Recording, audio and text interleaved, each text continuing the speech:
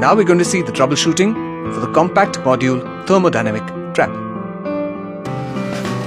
The compact module thermodynamic trap consists of an inlet isolation valve, the outlet isolation valve, a bypass valve, a vent valve, and a trap test valve. We have two kinds of failures. One is an open failure, where the steam is leaking at the downstream. The second is a closed failure, where the trap is not discharging at all. To troubleshoot the open failure, one has to check the trap installation. Ensure that the trap is installed in the right direction and the arrow direction is being followed.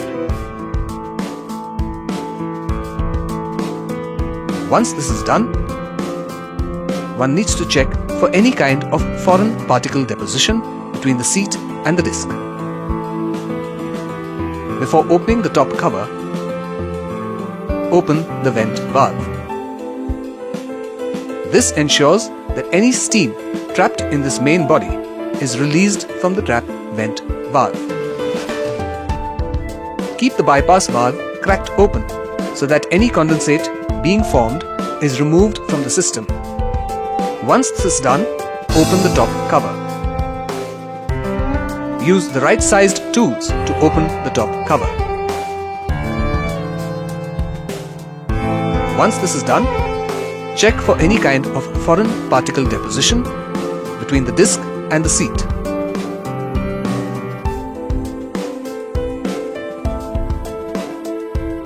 If any fine scratches are observed on the disc or the seat, do the lapping procedure.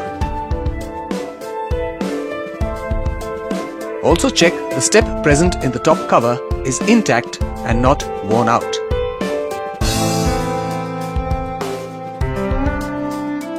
In addition to this, check the gasket for any kind of damages.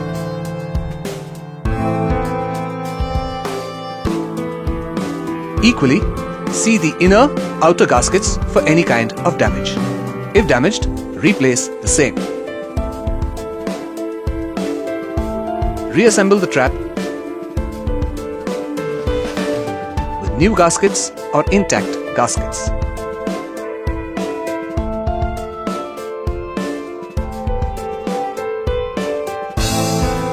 Use proper tools to tighten the fasteners. Ensure that the fasteners are tightened equally at diagonally opposite directions. Once this is done, check the trap discharge pattern for any kind of leakage. The second type of failure is a closed failure. In a closed failure, the trap won't discharge condensate. Ensure that the trap is installed in the correct direction. Also ensure that the upstream pressure is sufficient enough for the trap open. Refer the manual for the upstream pressure limitations. Check whether the upstream isolation valve is in a fully opened condition. Check the downstream valve is also fully opened. Check the drip leg for any kind of blockages. If so, flush the drip leg thoroughly.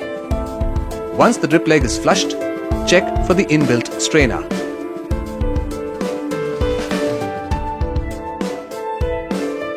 Use proper sized tools to remove the strainer cap. Use wire brush or kerosene to clean the screen. Once the screen is cleaned, check the screen in a source of light for any kind of blockages. Reassemble the screen and tighten the strainer cap. Use anti-seize for an effective leak-proof joint. Once this is done, check whether the trap is discharging. Check whether condensate is available or reaching the trap. If the trap appears hot and is still not discharging, pour cold water on the top cover and check for trap discharge. If it is getting airlocked, replace the disc with anti-air binding disc. For the DV valve leakages, replace the sealing rings as shown in the user manual. This is how one troubleshoots a compact module thermodynamic trap.